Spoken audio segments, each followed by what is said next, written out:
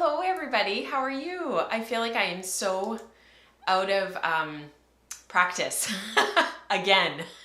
Every live stream I say that because I'm like, it's been so long, I'm so out of practice. Anyhow, welcome to 248. Welcome to Woolen Spinning. My name is Rachel. For those who have not checked out the podcast before, thank you so much for being here. As you may well know, my name is Rachel and I can be found on Instagram as Woolen Spinning and on Ravelry as well for pearls. It's so good to see everybody. Thank you so much. It is Tuesday, August 2nd, 2022. It's great to see you guys here in the chat. It's good to see everybody. We've got Christine and Sarah and one of our other Sarahs and Dana and Kristen and Rebecca and Ruth. Who else is in here? We've got Mandy and Sam and Charlotte. It's good to see you guys. Thank you so much for being here. Oh, and Carly's here. We had to shift the podcast forward by an hour for the remainder of the summer. I don't know if this is going to continue into the fall. It's just that I've had so many conflicts with the live stream being at noon, and mostly it's because I either have to pick the kids up or we've got to be somewhere, and then we're kind of home for the afternoon on the days that are live stream days, podcast days, and I just can't get here for 12 noon. So that might change in the fall, but for the remainder of the summer, so for this week and then again for next episode, which is on August 16th, we'll have another live stream. It will be at 1 p.m. Pacific, 4 p.m. Eastern. So thank you for understanding and for being gracious about that. Welcome to Sharon and Alex. It's good to see you guys. So if this is the first time that you're checking out the show, welcome. Thank you so much for being here. If you're a returning viewer, I really appreciate you coming back and watching the show again. And for those who are patrons of the community, thank you so much. You keep the lights on here on the show week after week, and you're the reason that I continue to do this. So thank you so much for being here and for supporting this show. There are some really exciting things coming up for the fall. I can't talk about it kind of just yet. I'm hoping to make a formal announcement next live stream. How's that for a teaser? But please do pay attention to the tiers on Patreon. There will be some changes the closer that we get to September 1st. So I'm just kind of putting a bug in everybody's ear if you could just sort of be aware, and if you're looking for more interaction and more engagement, you're looking for maybe a virtual group or some more live streams and you want that content, please watch Patreon, and I'm hoping to be able to make an announcement next episode. So that'll be on August 16th. If you guys hear some banging and whatnot, it's because the kids have a couple of friends over. They're going to be leaving at about 1:30, so in about half an hour. But they are sort of playing upstairs. They're directly above me in one of the bedrooms. So yeah. There was something else I was going to mention. It's gone. Oh, we're in new digs. So some of you who've been with me for a really long time and recognize sort of parts of our house, you'll notice that I am not in the sort of our dining room area anymore. The room, there's, yeah, it just looks different. The setup is different. We are back in our office, back at the front of the house in the office. When you first come into our front door, on the very right hand side, there's a door right there on your right, and it's actually kind of behind our front door. When you come in, you have to kind of look around to see that there's a door there, and there's an office there. And we have been sort of in the process, I've talked about this a lot, of renovating our house, and we're sort of doing room by room, just, you know, very slowly going through everything and getting everything done. Anyways, this room is not done, but it's on its way to being done, and we needed to clear out the area that I've been sitting in for the last year, which is actually our dining room, but like, who uses their dining room? So we had put the office there sort of temporarily on a long-term basis. Now we're ready to do that room. So I'm kind of back in here. We've got everything here. It actually has been really nice being back in here and having a proper work area, because I can walk by and I can close the door. So it's been kind of nice. And also because we cleared out this room, we pulled out the carpet, we redid the baseboards, everything is new in here, the paint, everything. It just feels fresh, you know, and it feels facelifted. We've put a big rug down. I don't know if you can see, our big rug is down there just to try to deal with some of the echo. But it just feels good to kind of be making some progress, because our house is not very big, and we just need to maximize every nook and cranny. So hello to Dion. It's so good to see you here. I love your smiley faces, Rebecca. A little inside joke there between her and I. So on today's show, I have actually been spinning. There, you know, I was going to say something, I'm not going to say it. There has been some spare time and there has been some quiet, and I have been able to spin, which has been really lovely. So we will talk about that. That is this little sample skeins here, a little spin. I've also been working away on my year-long sort of sweater spin. I actually have decided, I was spinning today while the kids were at their dental appointment. We were going to be late getting home for it, but actually they were quick for us, and that was really nice. I've shown this to you guys before on the podcast. I have bought tons and tons of storage bobbins full of all of these singles that I've been spinning up on my spindle. This is all the Cormo. I've actually made a decision that I'm getting toward the end of it. I'm not there yet, but I'm towards the end of it. And I'm going to ply up some samples of 2-ply, 3-ply, and 4-ply and just kind of see what I think, so that I can start to make a plan for plying. Because I'm getting to that point now where it's like, I need to get some of this like plied and free up these bobbins, free up these storage bobbins as I continue to spin. I'm so close. So we'll talk about that a little bit. I haven't actually done the samples yet. And then finally, I have a little bit of weaving off the loom that I thought I would share with you towards the end of the show.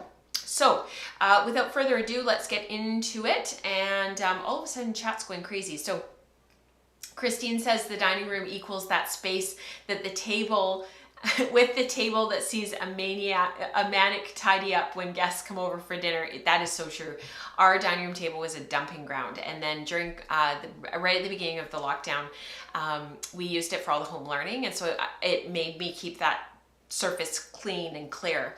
And then as we sort of navigated through the lockdown and homeschooling and working from home and all those kind of things, we migrated sort of to our kitchen table.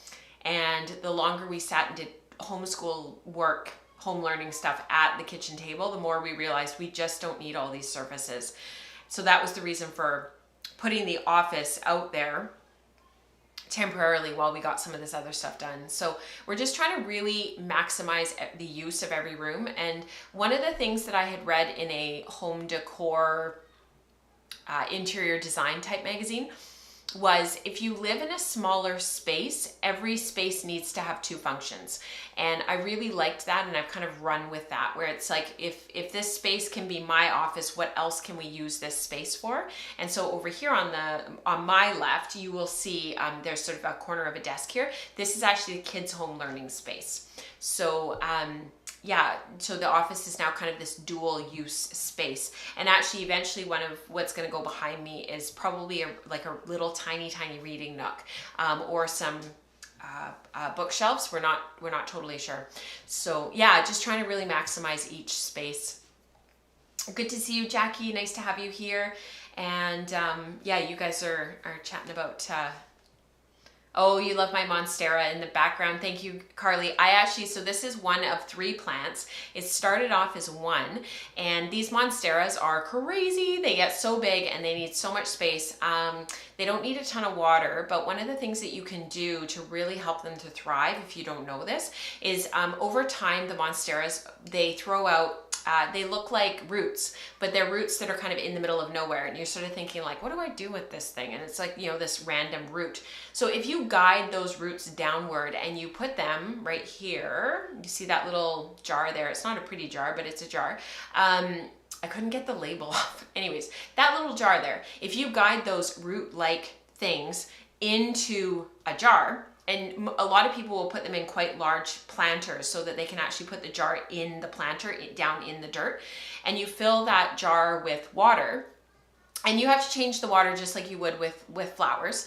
And you guide those root-like outshoots into water, your monsteras will go crazy, because in the Amazon, they throw out those roots looking for water. So if you do that and you rotate that water every so often, I usually rotate it like once or twice a month. I'm not awesome about rotating it. I probably should do it more often. Your monsteras will go crazy. So just a little tip. Who knew I also like houseplants? One of my best friend gave me a houseplant for my birthday, and she was like, so you only have to put 2 ice cubes in it every week. And I was like, oh yeah, no, I got it. It's all good. And she's like, what? And I was like, I love houseplants. And she's like, how did I never know that about you? Anyways, love houseplants. All right, let's run the credits and I will see you guys on the other side.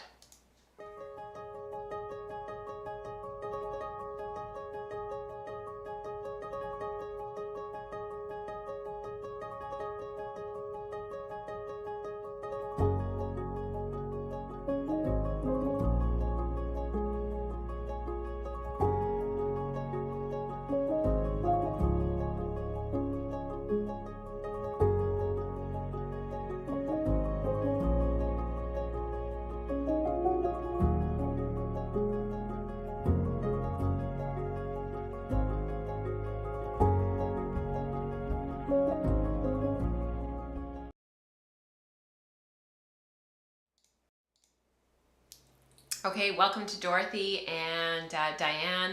It's good to see you guys. Christine said where the corner where the Monstera plant is, if I move that to where the chair is, I could make a reading nook in that corner. So that's a great idea, Christine. The only problem is there's actually a door there. So you see the chair, but there's actually a door right here. So it's just out of the frame. So yeah, the office is a really strange shape. Rebecca actually stayed in here when she was here a few years ago. And after she went home, that was when we really did the big clean out in here and really like rearranged and changed things. And we were both like, this is such a weird room. It's really hard. Like there's this huge window here in front of me. And it's just like a really tricky room. So anyhow, funny stuff. Okay, let's talk about our spindle spun stitches. So that's to do with these little ditties right here. Let me go to the big camera so you guys can stare at lovely spindles for a moment. So our spindle spun summer, and those who are down under asked me to keep it as spindle spun stitches, but it's kind of our spindle spun summer. It's running sort of from the summer solstice all the way to the eve of the fall equinox. So make sure that you still continue to share your photos. People have been sharing them over in the Ravelry group, in the Ravelry thread, and they've also been sharing them in the Slack channel, which is amazing. And we're just trying to spin like as much yardage and celebrate spindles as much as we possibly can throughout the summer. So I have been working on this incredibly boring spin. I am getting toward the end of it. I haven't made a huge dent in my fiber over the last week or so, but even this morning at the kids' dental appointment, I was spinning away on one of my alum berries. I took just a very small amount of fiber with me and I spun just a little bit in the dental office. So I've just been like trying to do a little bit every day. This is my Alan Berry. If you guys don't know who Alan R. Berry is, I would highly recommend that you check him out. I have a little mouse on mine. He hand carves all of his spindles. So I had asked for mushrooms and toadstools and this is what he made for me. Just beautiful. Lots of people in our community have spindles by him. And I don't have a very nicely wound cop here. I was just winding really quickly. I just was spinning like a very small amount at the dental office. But I have been finding that if I blink, I all of a sudden am like finished that next little chunk. You know, like it's every little bit has been making a big difference. So like I filled this spindle up this past week and I just have this little bit left to spin onto my Mirkwood. This is my POC. And like my silly salmon here, these two take just an unbelievable amount of fiber onto them and just an unbelievable amount of yarn. And so between these two, I've been really trying to fill them up, wind them off, fill them up, wind them off. And that's been the majority. These two have been the real workhorses for me for this project. And I have to say this is probably my most favorite spindle that I have. And then my silly salmon would probably be number 2. And then my Allen Berry ones are number 3 and 4. And I've just been rotating through and trying to spin this up. So what I have been doing, I don't think I've really shared this particularly, what I've been doing with this fiber. But what I've been doing is I've been taking from this was a pound. I'm getting there, you know, slowly but surely. And I've been sort of winding off these butterflies of fiber. And we're going to Toronto actually at the end of the month. And I'm thinking really seriously about taking this project with me as like the only project, because I'm not going to have a lot of time to work on stuff while we're away, and we're not taking a whole bunch of luggage with us because we always travel really, really lightly. There's some other fiber in here. I'm just going to pick it out. So I thought, well, if I could just take one little project, and I'll just take a couple of spindles with me, and Mike will help me and I'll wind them off manually into just like plying balls. What I've been doing, I've just been butterflying the fiber, and from there I've been taking it from the one end and just very gently pre-drafting. And I started off not pre-drafting this project, but unfortunately this roving is a little tiny bit, like it just doesn't draft as nicely as it does if it's pre-drafted. And my original plan with this was to weave something, like a big something, and just ply up just a ton of 2-ply. Now I'm kind of waffling. That's why I want to do the 3-ply and 4-ply samples and see what I think. Maybe it'll end up actually being a really great knitting yarn. I'm just totally on the fence about it, so hence needing to sample. I'll catch up with the chat in just a sec. And then when I get to the end there, then I re-butterfly it. And this has actually been like surprisingly meditative. And then as I want fiber, I just like rip it off and spin that next little bit, usually about that much. And then I spin that, and then I butterfly off the next little bit, and then I spin that off. And I just find, to be honest with you, it just keeps the fiber really nicely organized like that. And then I just carry it around in my little bag. So I've been taking my spindles with me everywhere. You guys will be so proud of me. And that has meant I've actually gotten quite a bit done and have actually been spinning. And a lot of that is because I don't have a knitting project on the needles right now. I still don't have anything that I've started. I'll talk about that a little bit more later on. And so like this one's, it's not, I could probably cram more on this, but I've just been finding it's very motivating to have a spindle like this relatively full and to wind it off and start fresh. Like I've just been finding that's been really motivational. And so I've been doing that, just, you know, spinning up a whole bunch, getting it relatively full, and then winding it off, and then, you know, spinning it up, winding it off. It's getting there. This project is getting there. So our Spindle Spun Summer, like our summer specific spin along for celebrating spindles, is coming to an end on the eve of the fall equinox. So do watch for that. That's my Cormo, Dorothy. I've been working on it forever. Somebody had a question in the chat. I'm just going to pause before I miss it. Oh, hi Martha, it's good to see you. I'm so happy I remembered the live program. I try to make sure I throw links and stuff up in the Slack channel, so do make sure you guys are checking it on Tuesdays, because if you do check it on Tuesday mornings, the reminders will be there if there's a live stream for that day. And if I don't throw it in very soon, somebody else will be doing it and we'll be reminding people too. So that's a little teaser for things to come. Eve, good to see you.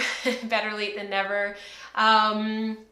What else? Yes, Sam, definitely check out Alan Arbery. He has a huge list, like waiting list right now. He's posted a few things on his Instagram.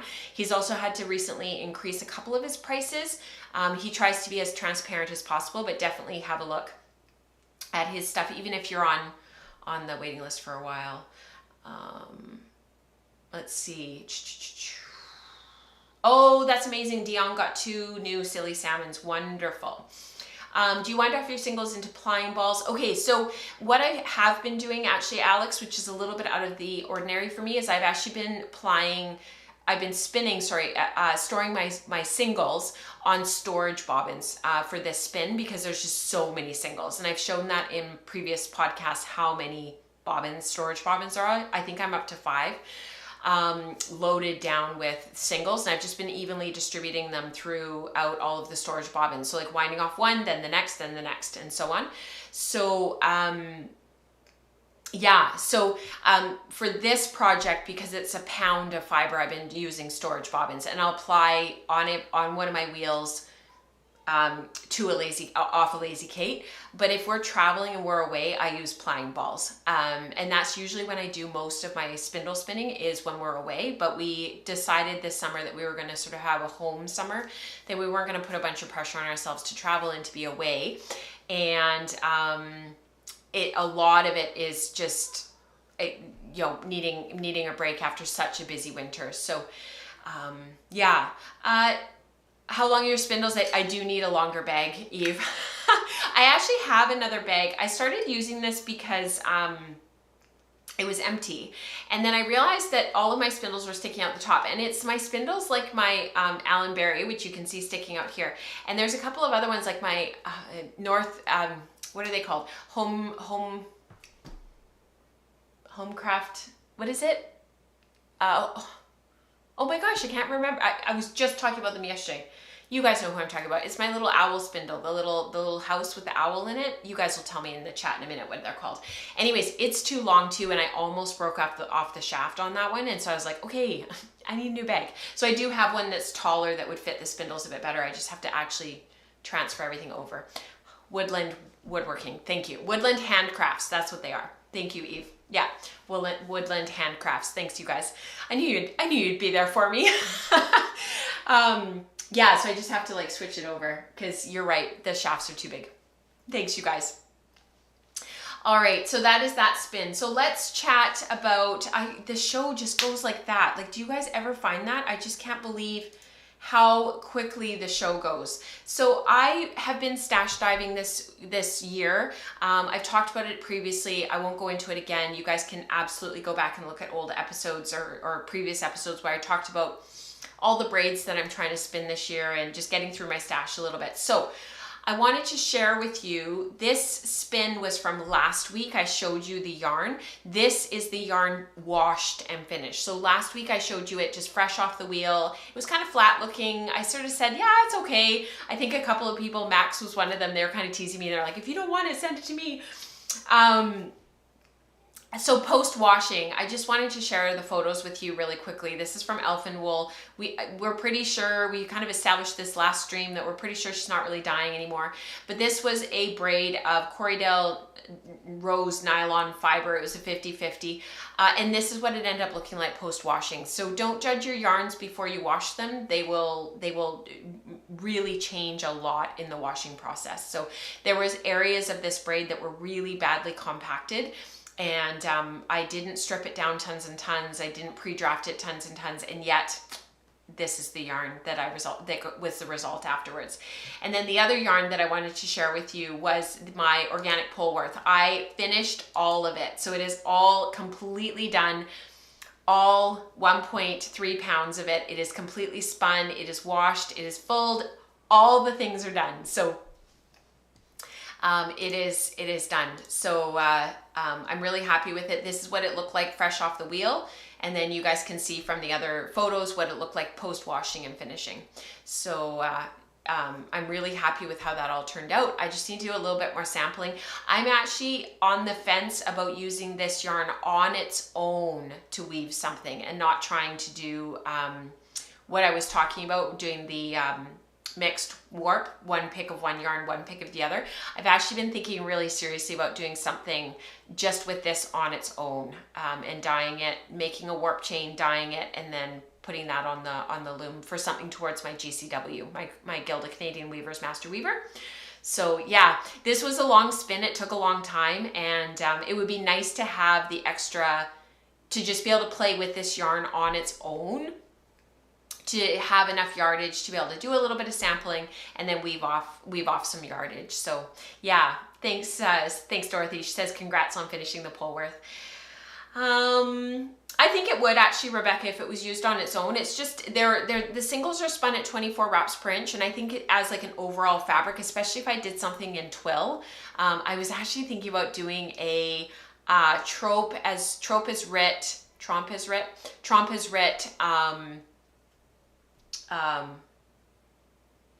like M's and W's, where you get that beautiful patterning in the fabric, and I could use it for something. I have a couple of ideas.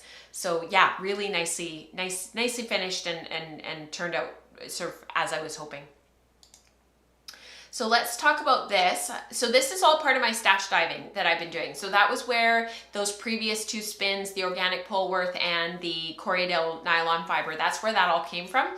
And my goal this year was to try to spin through at least 12 braids. So if I can do that, this is 11 and 12, and it's only, the beginning of August. So I'm on track for maybe getting through like 14 or 15. That would be amazing. So this is some baby doll Southdown and silk from my stash. And this was it's 85.15. So it's 100 grams. I have 2 braids of this. So for a total of 200 grams. This is from Small Bird Workshop, who is located up in Nanaimo, British Columbia, here on Vancouver Island, locally to me. And I'm actually hoping to see Catherine in a few weeks because I'm heading over to Victoria for Vibrations, if anybody else is local and going to that. I'm really excited to go over there. My brother and sister-in-law live in Victoria, and I'll be staying with them for the night. I'm gonna go over on Saturday and spend the evening with them, and then I'll go to Vibrations the next morning. And they just got a puppy, and I'm just really excited to go over and spend some time with my niece and nephew and the dog by myself. Like, I never go by myself. I've always got the kids with me, and it'll just be nice to go solo. YOLO solo. So this fiber, what I decided to do was something a little bit different. I sat down at my rows. It's actually on my wheel behind me here, my Magicraft rows. And we were watching the soccer game. We were actually watching the women's CONCACAF championship game. So it was between Canada and the US. We knew the US would win. It was an awesome game. Both teams played beautifully. It was really, really fun to watch. I'm a big fan of a couple of the US players, and our favorite players are Canadian. And it was just really fun to kind of cheer for both sides. And out of the like 63 times that the US and the Canadian women have come together to play, I think Canada's only won like 4 or 5 times out of like 64. So it was like guaranteed the US was going to win. They've got, you know, just a really amazing women's soccer like program. And it was really, really fun to watch. And so I just was like, I need to watch the game, but I wanted to get this started. I'm just going to start spinning it, and I'll just like see how it goes. Well, it went really, really well. So I did, as soon as I started spinning, I did a couple of plyback tests just so that I could see how they act. So on the bottom there is the 2-ply, and on the top there is the 3-ply, and you can see how elastic these are. Sorry, the bottom is the 3-ply, the top is the 2-ply. I can tell by the way they're acting. And I don't know what I will do in terms of applying this. I suspect I will go with the 2-ply. I have not washed these little plyback samples, but you can see just the bounce and the sproing in this, and that's that 3-dimensional crimp that we get in the down breeds, that Southdown bouncy crimp. And this is quite soft. It's amazing, adding like 15% silk, how soft this is. I'm really quite impressed. This is going to go, once I wash it and see how much these poof up, this is potentially, I was hoping to have more plied up so that I would actually be able to do a sample of this, like sort of, you know, 15 yards or so. But I was really hoping that I would have sort of a little mini skein of this plied up, so that I could knit a little sample, because I have some 2-ply Falkland that's roughly the same wraps per inch as the 2-ply here. And it was dyed by, it's Falkland, it was dyed by West Coast Color, and it, like I said, it's Falkland. So this is fuzzier, this is, you know, but they're both equally bouncy. They both are very, very high grist, very light, very airy, really lovely knitting yarns. They were both spun to be knitting yarns. I've been spinning this long draw, like honestly, no pre-drafting, no, like barely unbraiding it, just leaving it on my lap and just spinning long draw, like super, super, super fast. I had half of the first braid, the first 100 grams spun just during that CONCACAF game. And I was really surprised how quickly the bobbin was filling up. But I would like to put those two together. And there is a method to my madness to, I'm just like making sure I've got the name right. It's one of Andrea Mowry's newer sweater patterns, but I would like to knit the metamorphic. So that's kind of like coming, is the sampling for that. So the spinning is going to take a little bit longer. Obviously I've got the second braid still to spin. I've got this little bit left that's hanging on the wheel there, just a little bit left. It's probably about a quarter of the braid. And I'm hoping that with that, combining those 2 yarns, that's why I want to do a little knitted sample, a 1 by 1 row, you know, 1 row because I think the sweater is knit in garter. Dana, you've knit it. You have knit this pattern. I'm trying to remember. I read the pattern. I'm like, I don't know what is the what stitch is this? I'm pretty sure it's garter for the body of the sweater. If you guys aren't familiar with this sweater, let me just link to it for you. I'll throw it in the chat. I can't remember if Andrea, I should ask her. I can't remember if I'll look at the pattern page, but it calls for spin cycle yarns, but I can't remember if her sample was out of hand spun or if it was out of spin cycle. I can't remember. Maybe, do you know? Oh, Dana, thank you so much. She said it's knit with the wrong side facing, so the purl side is what shows. So it looks like garter, but it's not, it's purl side. It's reverse stockinette, so thank you.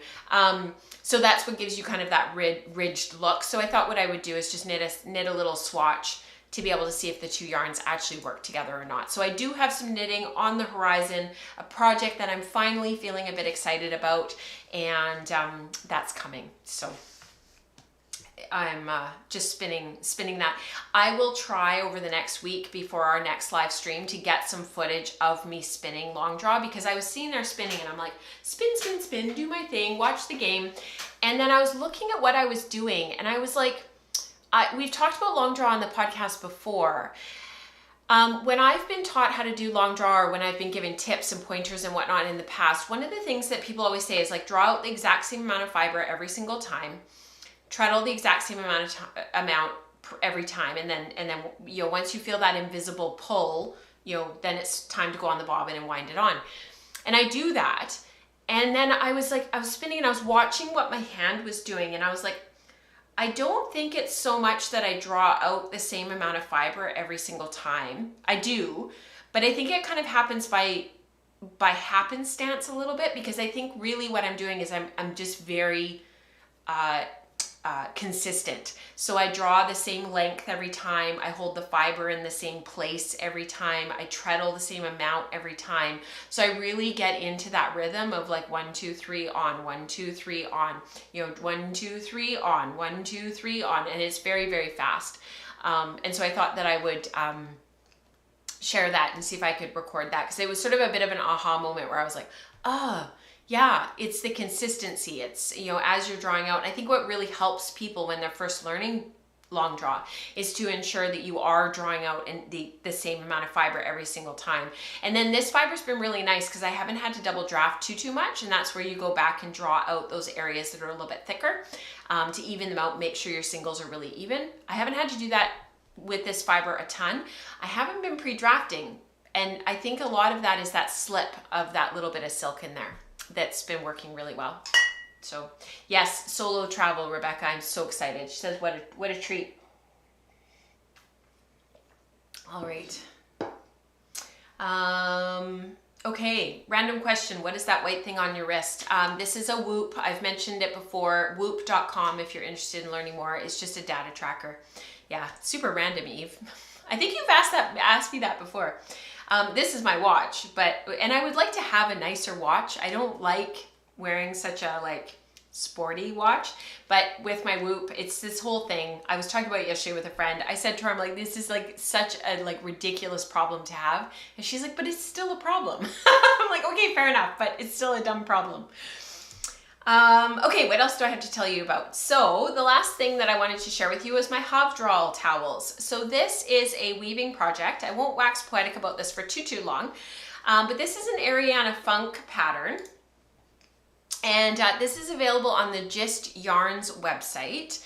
And I think I actually linked to it in the show notes. I did. So I'll throw this into the chat.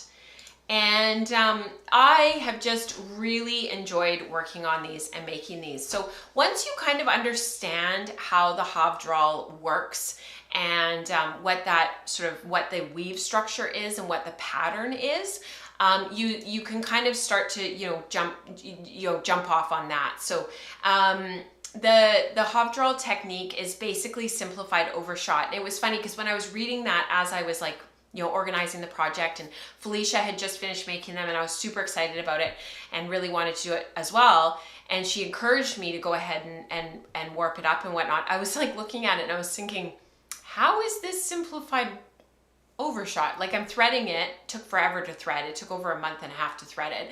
I just didn't get a chance to get to my loom to thread. And then I get it threaded, I start weaving, I'm like, how is this overshot? And then I made a couple of mistakes and I was like, oh, because you can start to see how the warp is traveling and where the warp is actually tying down. And I was like, all of a sudden I was like, oh, you figure it out. So basically you weave 3 pattern picks and then you weave a 4th pick that is that's basically your ground or your plain weave, and then you weave 3 pattern picks and then your 4th is your plain weave ground, and that tacks everything down and ties everything down. So once I kind of figured that out and I sort of got that going, it's sort of this aha moment. You're feeling pretty chuffed with yourself. And you start to get sort of this idea that in the warp for this project, I'll flip cameras here so that I can show you. Oh, wrong one. Sorry, you guys. If you look at, so this is it done here. If you look at it out on the table, if you look here, you've got a change. So your pattern, your weft is traveling in a certain in a way that you can see the warp coming through, which is the white. And then you can see right here you've got a change, and your weft is traveling in a different way that you can see it here, and then it changes again and it shifts back again over here. So basically you're working with 3 blocks. You've got block A, block B, which is right here in the middle here. So this is block B, block A. And then as you can see, if you look at the 2 sides, these are all matching. So now you're back to block A. So it's 2 blocks of A with a block of B in between.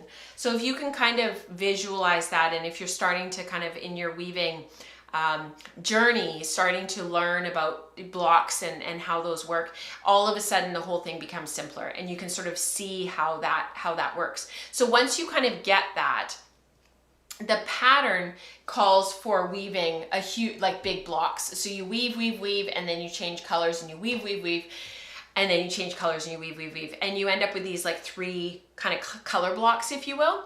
And you're putting together a 8-2 cotton warp with this really fun Just Yarns yarn called Duet, which is a 50-50 linen cotton blend.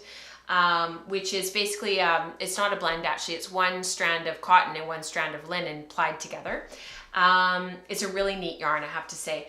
And that's sort of a lot of, in the pattern, what you are weaving with. But because I was just playing for this first one, I've still got 11 yards of warp left on the loom. I decided to empty off a lot of bobbins of 2/8 cotton. So this is 8/2 cotton, 8/2 cotton, 8/2 cotton, 8/2, 8/2, and then interspersed all of this gray that's interspersed in here is the duet. And it was mostly just because I was playing. I wanted to see what happened with the set after washing and finishing. So this is washed and finished. It's not ironed or anything yet. And then I could kind of get a sense of like what I wanted to do with the rest. But once you figure out that block, that you've got this B block and A block, and that you're working A block and B block up the towel. So, if this is plain weave down here, and then you go into weaving B block, because this is the same, maybe this is A block. It doesn't matter. I have it written down upstairs. But basically you've got some A block. Then if you want to switch and have that Halvdrall patterning that you see there move over here, then you need to weave block B, and then block A, and then block B, and then block A. And it switches it back and forth, and it gives you these beautiful blocks. And so I just started playing. I was like, once I figured that out, because I had a little sample warp at the very, very beginning that I cut off right away just to kind of see. And then I was like, oh, this makes so much sense. I see it on the loom, like I can see it in real life. Now I'm just gonna empty off bobbins. So I took like this gorgeous sunset peach color and this gorgeous kind of corally red orangey color here. And then of course my favorite color, this ochre ochre gold color that's in the warp.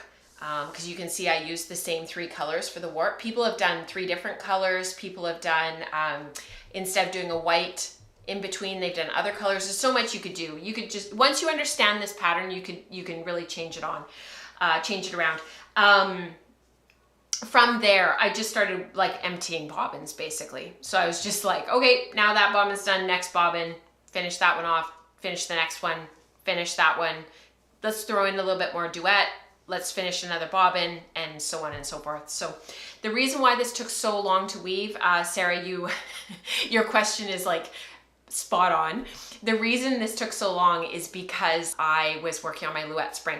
So my Louette spring has been moved because of our renos up to our bedroom, and it sits on the one side of our master bedroom because the way that this house is designed, I think that this house would be an ideal house for empty nesters who don't have any children or who need a spare bedroom or 2 for people coming and staying or for adult children coming and going, but it's not a great home to have 2 kids, a dog, people living in it because the master bedroom is ridiculously big and then the bedrooms are smaller.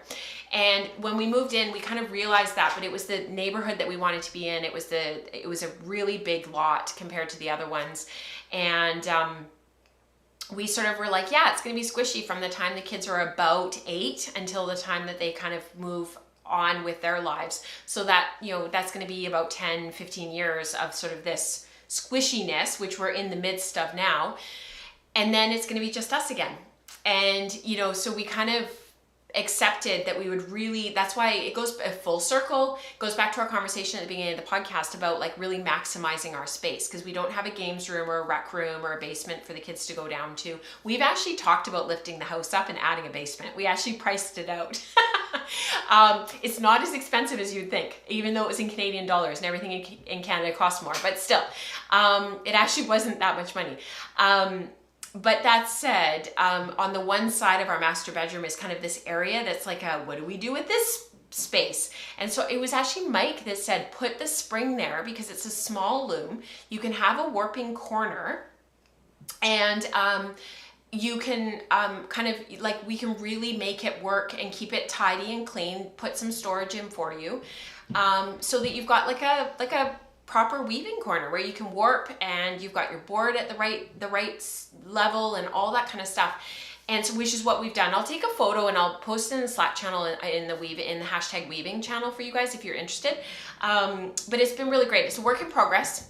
We're far from being done, but it's been nice to really work with our space. I am just going to turn on the fan in here because this room is very, very, very hot. It's funny because the very first time I live streamed in here and I forgot to turn the fan on, and I was sweating by the end. And of course I was super nervous, first live stream. I've been podcasting forever, but it was the live stream part. And then of course like a noob, I forgot to put the fan on. So I am sorry it causes a little tiny bit of a hum, but I can't sit in here otherwise. It's just too hot. All right, so that is the Halvdrall project, and if anybody wants to hear me wax poetic about this anymore, or wants to talk about this anymore, I'm more than happy to pick up that conversation on the Slack channel. You guys, I've talked about this before we move on. I love being able, to fold my tea towels into thirds. And these are a wee bit small to be able to do that. So if you do weave them, just know that they do come up a little bit narrow. So I can see how, now that I've sort of figured out the selvages, that's a whole other conversation on this project, is the selvages. It was really tricky to really get those selvages really nice. I started to master it toward the end of this first towel, but you can see at the beginning, it was quite like back and forth. There's a couple of pulls there. And then as I went on, the selvages got better and better. But I can see how these are one of those towels that are probably, once you gift them, they're gonna get folded in half because they're just not that wide. You slay your reed at 25 ends per inch, and your picks per inch are 17. So very, very different. A very warp faced fabric. And yeah, so that is something to take into consideration. Where the 2/8, the plain weave, where the 8/2 cotton is, in that plain weave, it's Canadian spun 8/2 cotton that I'm working with. So it's not American spun 2/8 cotton, which is different. If you look on the School of Sweet Georgia and you look at the yarn discussions from Laura Fry, she clarifies that. That's why I keep correcting myself when I say 2/8. It's not 2/8, it's 8/2 Canadian spun cotton. It's quite dense in those areas. And actually, I was talking to Felicia about this because she mentioned it first. She was feeling it and she handed me hers because she had done the project already. And I was there filming. This was back in May. And I was feeling it and she was feeling it. She's like, doesn't that feel nice? She's like, I kind of want to always weave 8/2 cotton at this set. And I was like, yeah, that's so nice. So if you widened it and you spaced it, and made it a looser set, I don't think the Halvdrall would work as well. And then Dana has a great question. Could the stripes be made wider? Absolutely. You just have to do some math to make sure that your blocks still worked out, that you had the right number of threads. So yeah, you could totally make it wider. I just honestly didn't want to use, it took me so long to warp this project to actually wind the chains that I couldn't face doing any more math and like making them bigger. But that's what I would have done if I wasn't so frustrated. You know, there's this thing called time and all that kind of stuff. So the last thing that I wanted to share with you, and this is actually now done. So when you're working on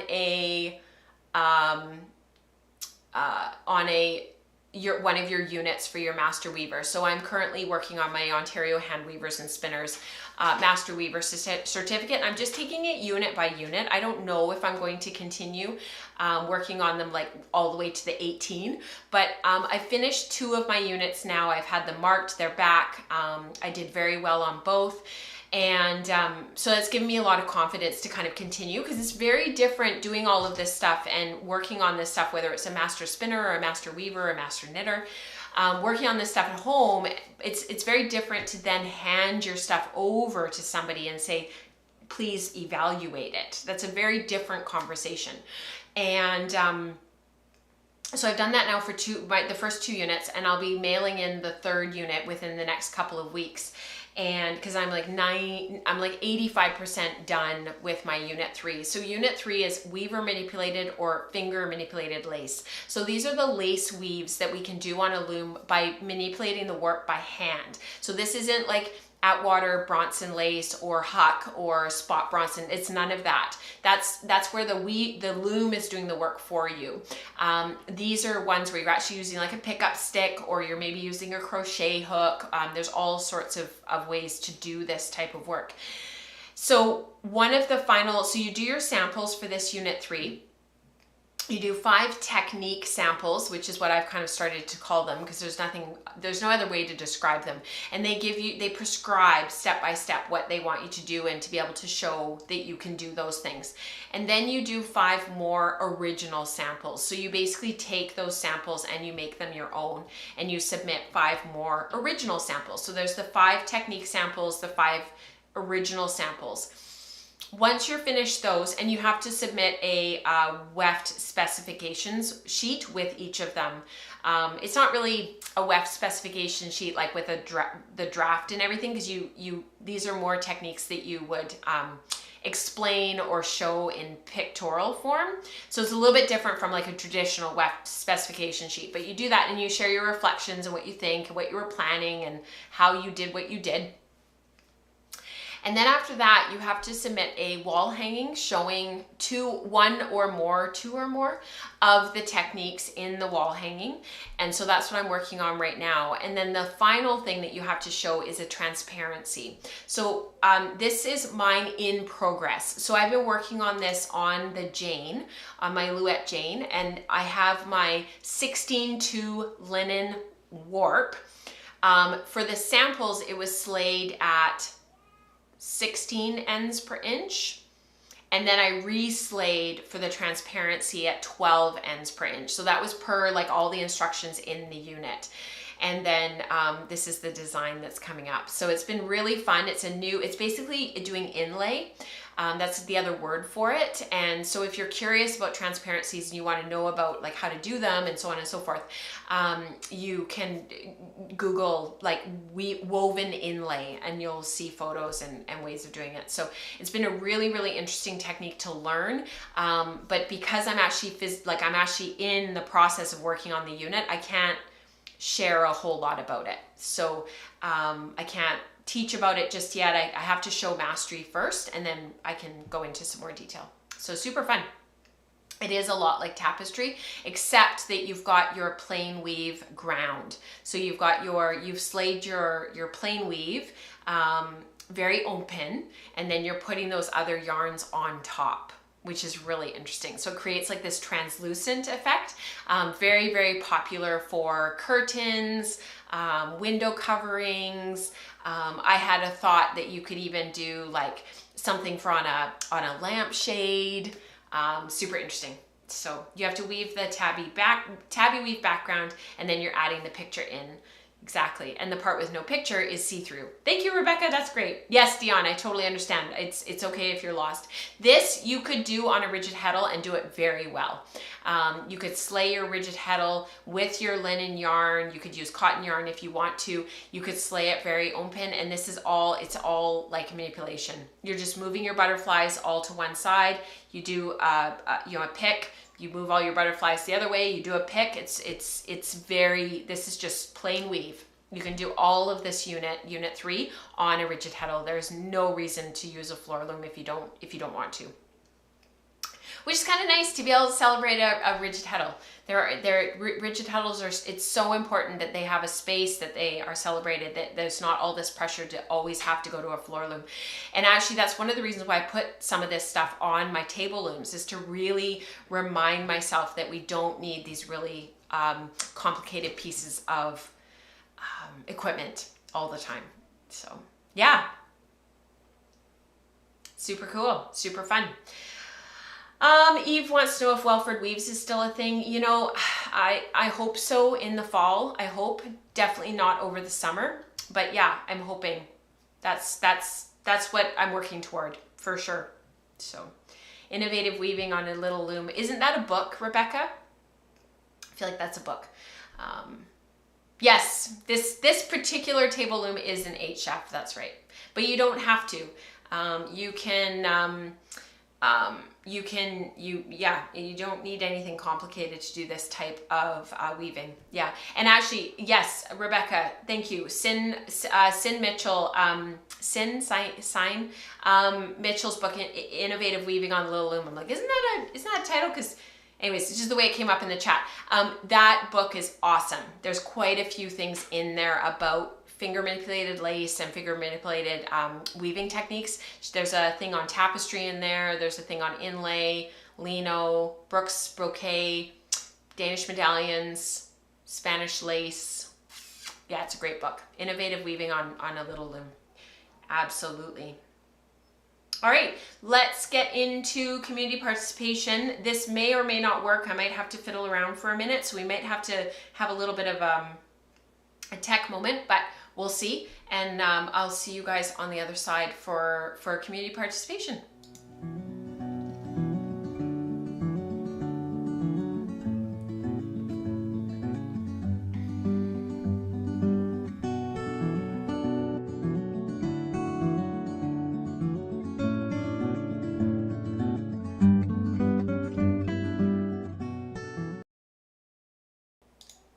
All right, so let's see if I can get this running. This was the part that I was like, I'm not sure this is gonna work, but we will try. You can't blame me for trying. So let's put this in reading mode. Yay, it worked. Magical. Sometimes I'm like, how do these things just work? But sometimes things just work. Finger manipulated lace sounds like you need a lot of patience. Yeah, they're time consuming. Like I found they weren't it's not that they take a really super long time. It's just that there's a certain level and degree of precision that they are kind of fiddly. But the thing is like things like lino build up really fast. Mexican lace builds up really fast. Brooks Bouquet actually surprisingly builds up really fast. And once you get the rhythm of it, Spanish lace is actually quite fast. But there is a certain just fiddliness to them and a certain level of precision, and it just takes practice, like everything. So this is a rundown of all of the alongs that are going on in the community. I talked already about Spindle Spun Stitches that's going on in the summer. Spindle Spun Summer, and the thread on Ravelry is Spindle Spun Stitches, as well as the thread in the channel, in the Slack channel, is hashtag Spindle Spun Stitches. There's just tons going on right now. Please spend, if you're interested, if you're sort of in sort of some of the, what we would consider sort of at the beginning of your spinning journey, and you're just getting up and running, and you're looking for lots of tips and tricks and wanting sort of a little bit more hand holding and a little bit more of that, please do pay close attention to the sock color study thread and the work that Rebecca is doing. And something just fell, it scared me. And there will be more on that in the coming weeks, like I said at the beginning of the show.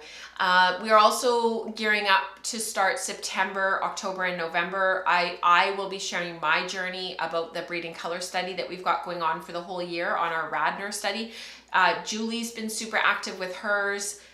Rebecca's been working a ton on hers. Who else has been doing stuff with their study? So yeah, do pay attention to that. That's going to be coming up in September. And there's been a ton of people posting recently about all of the cotton studies that they've been doing, which is awesome. If you've been working on your breeding color study stuff, it does not have to be fiber that you bought from Katrina. You can use any Radnor that you want. We are specifically looking at sort of those blue greens, these colors, and those kind of reddy corals. Mine are spun, so I don't have them to show, but I don't even think I have them in. Yeah, I think I took them out. Anyhow, doesn't matter. You guys know what I'm talking about. Please be sure to be sharing stuff under hashtag breed color study on the Slack channel or in the thread in the Ravelry group, because I'll be sharing people's projects and talking about what they're working on and whatnot in the monthly teaching content that you get with your Patreon membership starting in September. So please, actually it'll probably start in October that I'll be sharing people's stuff. So yeah, anyways, just make sure that you're sharing your work. All right, this is from Megan. I loved this because it's just so pretty. She says, somehow I magically got exact gauge with recommended needles on the first try with my hand spun. That is the best feeling in the world. So good. So congratulations, Megan. I'm glad that you were able to get gauge, and the yarn looks awesome. This is from Christina. I just loved these photos so much. She was really inspired by Julie's beautiful yarn that she had been doing recently. So she says she has not a lot to show for her Tour de Femme spinning. That's the FF, Tour de Fleece Femme. Tour de Femme Fleece, I'm not sure. That's what goes on after the Tour de Fleece. So the Tour de Femme is the women's bike race. But there is a lot of mohair meterage going on that bobbin with a lot more to go. Sort of wishing I'd pre-dyed it now after seeing Julie's beautiful yarn, as she's now thinking of applying it with 2 singles of gray Corriedale instead of the merino silk. So it's funny because then there was this whole conversation afterwards about all of this, and Julie was like, I wish I had dyed it afterwards. So you can't win either way. You have to just make a decision and go with it. And I also wanted to say those Magicraft bobbins in that photo, they're the new Magicraft baby bobbins. If you're on the fence about getting them, they go with the lace flyer. I love them. Me and Loreline ended up being able to get a few, and they're expensive, but they are worth every penny. I love them. They're light, they're fast, they fit a ton of fiber. Little plug there for Magicraft. Yeah, gorgeous spinning. Absolutely gorgeous. This is from Becca. Unfortunately, when I blew up the photos, they went a little bit fuzzy. It's not Rebecca's fault. It's just the resolution. But she was spinning cotton as well. So first go at natural green cotton on the wheel. She used the flat iron. It's surprisingly silky feeling. She has to boil and finish it, but boy, did this take all my concentration, and it still needs more ply twist. I was like, welcome to spinning cotton, I know. We kind of had a bit of a laugh about it, her and I. But beautiful spinning. Becca's spinning is always just unbelievable. She's a real inspiration for many of us. So, Spindle Spun Summer. There have been so many posts and so much sharing, and I just wanted to say thank you so much. So this is from Brittany. Each spindle has one full row lag spun. I'm loving spinning on each of these spindles. She's not loving the row lags. The mohair and silk is not allowing for a smooth draw at all, but she feels less relaxed while spinning. Thinking about it now, I feel like I should have anticipated this, but I will know now for future spins. Regardless of spinning ease, I'm loving the yarn and cannot wait to see these plied. Two more row legs left to add to each spindle. Amazing, Brittany. And I mean, we all have spins like that, right? We all have, you know, those moments where we're like, oh, I wish, you know, but it's a learning experience, and your spinning is beautiful, beautiful. This is from Eva.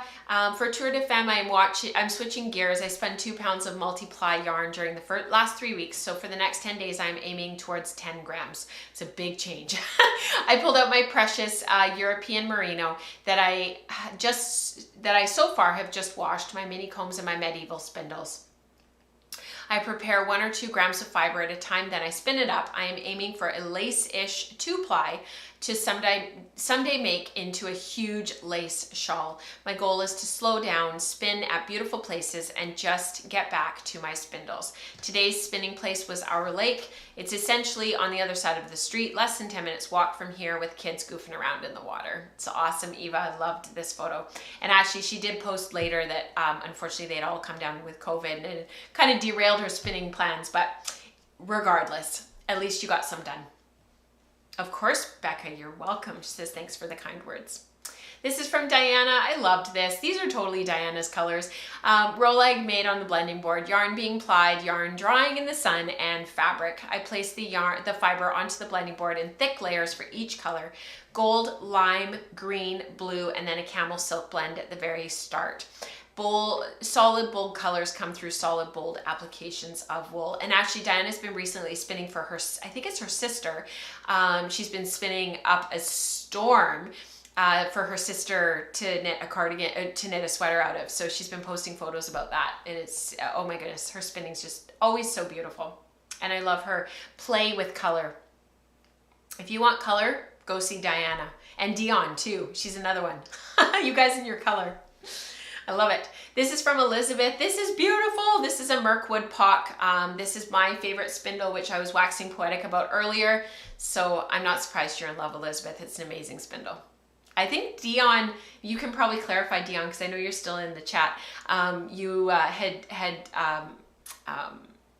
think you had taken yours and you had sanded down the tip, I think, if my memory serves. But yeah, you're right, Charlotte. Diana's very Monet. Yeah, so true. Yeah. But it works, all the colors, and it still works. It's beautiful. Elizabeth also shared that she finished plying up this skein. So I don't know if you guys remember from last week, I shared, she had all of those support spindles lined up, and it was ready for plying, and she'd taken a photo, and it was this yarn. So this is the follow-up from last show. This is the plied yarn, and I just thought, wow, like amazing, Elizabeth, beautiful. Okay, yeah, Dion sanded the shaft of hers down. I think, Dion, correct me if I'm wrong, because you're right here in the chat, but I think with your Mirkwood, I think what you had found, if I'm wrong, is that you had found the shaft here was a bit too thick. I think that's what you had said. I find it like perfect. For me, like to get that flick, I find, because I run the spindle down my thumb. We had this whole conversation in Maker Morning a couple weeks ago about that. Or maybe it was queries. Yeah, we had a whole conversation in queries about how we flick and rolling it down our thumbs, pushing it away from us, you know, just all of that. And I find this perfect, but I think Dion said it wasn't thin enough. Yeah, too thick. Yeah, it was hurting her. I think you said it was hurting your thumb. Is that correct? This is from Kristen.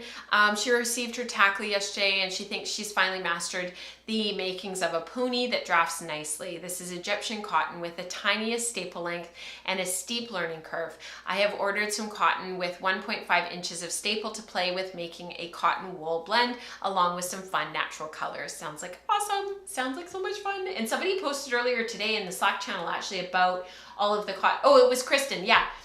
She's been spinning a whole bunch more and has like really gone deep into spinning cotton after all of that cotton content that we just finished up this month. So over the next week, there's going to be the final knitting and weaving with cotton and flax yarns to make cotton fabric and linen fabric. So that's coming up in the next 10 days. And that'll be the final content for that kind of 6-month deep dive that we did into cotton and flax. We started off with flax and then we moved into cotton and now we're just finishing up. So, all right, this is from Crystal. Sorry, Mike's texting me, my husband. I was like, uh-oh, is there something wrong? Because he only interrupts during streams if there's something wrong. So I was like, oh no. This is from Crystal. I love these photos. You guys take such awesome photos. Even if you don't have like a fancy camera, you know, just using the cameras on your phones, like you guys, you know, I've really noticed this evolution in the community. And even if you feel like you don't take great photos, still share. But I've noticed just over the last like 2 or 3 years, like just maybe it's the quality of the phone cameras and just people looking at images and just kind of developing that eye naturally. I've just really noticed that people are taking great photos. Still share even if you feel like you don't take great photos, still share. But it's just sort of a general sort of observation that I've noticed. So Crystal shares, I wasn't able to finish this one during the tour, and even though I had planned in keeping things going in the Tour de Femme, I haven't really been posting pics, so it doesn't feel right to jump in now. The singles were spun on my support spindles and plied on my matchless. It turned into a beautiful yarn, and I just love spinning from row legs. They're so easy to draft. Absolutely. And this yarn, Crystal, is beautiful. So well done. Okay, Tour de Fleece. So this ended on my son's birthday, actually, on Sunday. And it was funny because Erica of Weevolution, her son has the same birthday as my son. So she texted me, she's like, happy birthday to your son. I was like, happy birthday to yours. And so Tour de Fleece has ended, but there's so much yarn shared that I wanted to just share some of the final projects. So this was from Eve, 218 yards of squishy worsted weight 3-ply Polworth. And I think, Eve, if you're still here in the chat, I think your plan is a hat with this. I'm pretty sure. You were looking at patterns and stuff, and we were talking about yarn, needle sizes and where to start. This is from Nicole. Okay, I plied last night and this is where I stand with my Shetland spin. I didn't finish spinning all the fiber, but still I've at least made a full skein. I was actually surprised how much I was able to pack on my plying bobbin. I have 147 grams left of the fiber to pick through and spin, and that would be my Tour de Femme project. That's awesome. Looks amazing, Nicole. This is from Hannah. She's actually since plied this yarn and finished it off. I think she shared that in the Slack channel, or I saw it on Instagram or something. Yeah, it's in the Slack channel as well. She decided to extend her personal Tour de Fleece by 1 week because travel really impeded my progress this last week. But here is where my Corriedale sweater spin stands now. Sorry, I completed 3.5 bobbins during the tour and already had 2.5 done. So I don't have much left to spin, so I'm hopeful I can get the rest spun and plied everything this week. Wish me luck. I really loved intentionally sitting at my wheel every day, and I love how much progress I was able to make just from consistently working on this project. Beautiful, Hannah. And this one is another one from Crystal. This was supposed to be for the Scotch broom tee, but I didn't get anywhere near the yardage I thought I'd get. I wonder if that bamboo and nylon made for a denser yarn. It probably did, and that's why I didn't get the yardage I was expecting. makes sense. I'm still gonna spin the second braid, but if it's anything like the first, I likely won't have enough. Hopefully, my dear friend Crystal, hopefully you can get one more braid. Fingers crossed for you. Maybe you'll be able to. This is from Suzanne. I finished this spin for Tour de Fleece. The first few skeins were before the tour, but my goal was to finish the spin, and I did. It's a 50-50 Rambouillet local alpaca, and I've definitely improved my consistency with a thicker long draw and unexpectedly really improved my fiber prep. My happy place is still at the thinner singles, but I'm really excited to have been able to build the consistency outside of my comfort zone. That's amazing, Susanna. I ended up with 1,100 yards of Aran weight, and one skein ran thin, a light worsted at about 235 yards that I may use separately for the Homestead Shawl by Nat, is it Raidwolf? Is that how you say it? I know you guys will correct me. All right, this is from Evelyn. Finished yarn. I posted about dyeing the fiber earlier. 70-30 BFL silk, 3-ply fingering, 100 grams, 200 meters. Tight twist on the singles and on the ply, but it does not feel ropey. And it was hoping for 300 meters so I could knit socks for my mom, but 200 meters is not enough for full length. And I don't think she would like shorty socks, so I'm considering contrast colors or fingerless mitts. I think you should do a contrast color. I bet that would just look beautiful. It's such a lovely yarn. And it would just be a lovely, like if you did a 4x4 or 5x5 stripe, I mean, it would just be awesome. Definitely. Yeah. This is from Kat. A little late, but my finish line. Not all yarns in this photo were entirely spun in Tour de Fleece, and some still need plying. I also started to knit with my spindle spun because I had a long train journey and I needed something to entertain myself. It looks awesome, Kat. Love that. Thank you so much, you guys, and thank you for sharing everything that you do, and good luck with Tour de Femme. We were all rooting for you. So that is it for today. Thank you so much for being here, you guys. I really appreciate it. Thank you for taking the time, for attending the live stream, for being here, for supporting me and supporting the work that I do here. I do have some really big announcements to make next episode. That's August 16th. At 1 p.m. Pacific, 4 p.m. Eastern. I hope that you'll be able to be here for that. And yeah, I'm excited. I'm really excited to share this with you. I also have a little announcement to make. September 6th, which is the first Tuesday of September, we will actually be in Toronto. So Toronto, Ontario, that's in Canada, for those who aren't familiar with North America. Jenny, who is a very active member of our community, her and I are organizing a pub night that night in Toronto at a pub. We'll be there.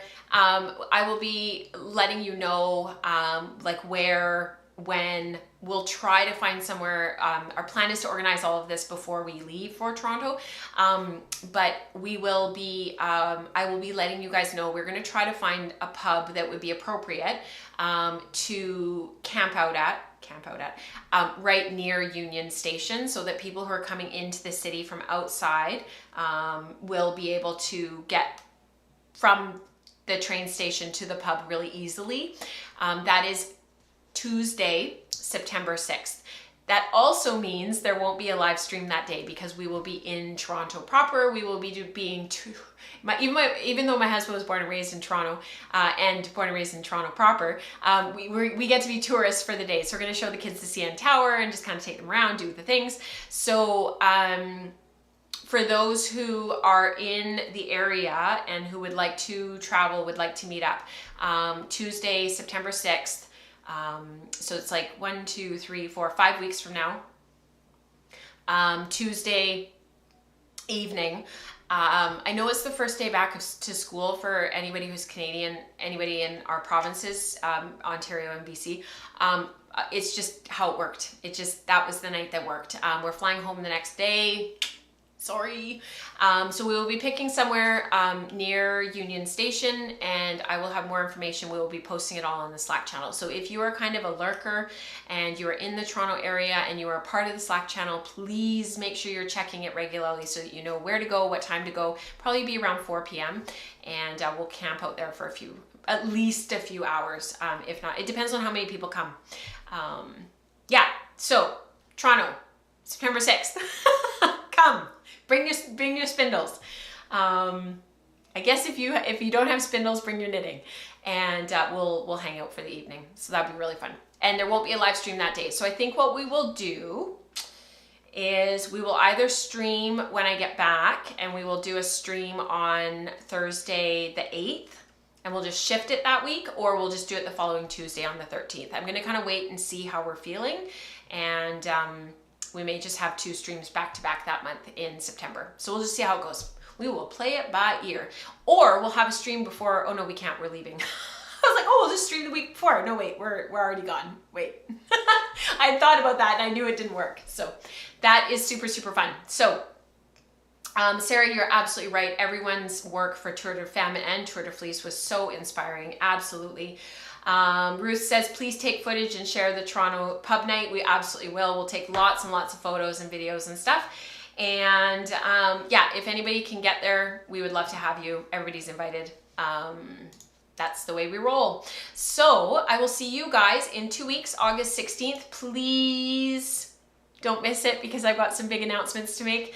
And I'll remind you about the pub night on the 6th. If you forget, check the Slack channel, #general. Even if you don't use the Slack channel a ton, I know it's super busy. There's so much posting that goes on in there, and it can feel overwhelming. But if you are in the GTA, please, I hope that we see you. So do check the Slack channel over the next few weeks to kind of get all the details. And once Jenny's back from Scotland, we'll make sure that we organize everything, and we'll do the thing. I love that, Sarah. She's like, Google's the distance from Toronto to Georgia. You can do it. You can do it. It's just a puddle jump. Come on, you can do it. Yes, that's right. Eve, Erica of We Evolution has been trying to sort out a UK meetup, so that would be awesome too for you guys.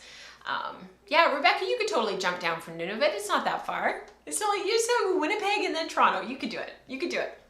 Okay, everyone, I will sit here and wax poetic with you all day, and I will never say goodbye, because I love chatting with you and I love doing the live stream. So I will miss you over the next couple weeks, but I will see you in 2 weeks. Have a wonderful, wonderful August. I don't know if you guys know this about me. Fun fact, August is my favorite month of the year. And so I always look forward to it every year. So I hope you're having a wonderful August, whether you are in the middle of winter down under, or if you're in the middle of summer up here. And I will see you guys in 2 weeks. We have a maker morning this week. That's what I was going to say. We have a maker morning. I had to move it. We can't do Wednesday mornings anymore. I have a conflict. It's just, it's the way. Welcome to my life right now. Everything is a conflict. So we have to shift it to Thursday mornings for the month of August. Probably indefinitely. Probably for you know what I was going to say? I was going to say probably for the rest of my life. So that, I guess, speaks to longevity, that I'm planning on being here for a really long time with you guys doing this thing. But I just had to shift it to Thursday mornings. So this week, Thursday morning, maker morning, 6:30 Pacific, 9:30 Eastern. I hope that I will see you there. That's for patrons of the community. There will be a post that goes up the day before at 12 noon Pacific. Just follow the Zoom link in. For people who are in the Slack channel, I post the link that morning. You can click on it and I will see you there. So 6:30 Pacific. I'll see you on Thursday mornings. It's no longer on Wednesdays. It's on Thursdays now. So that will be this coming, the 4th, August 4th. So I will see you guys then. Until next time, happy spinning, happy weaving, happy knitting, happy dreaming, happy sampling, all that stuff. I hope you have a wonderful couple of weeks, and I will see you next time. Bye, everyone.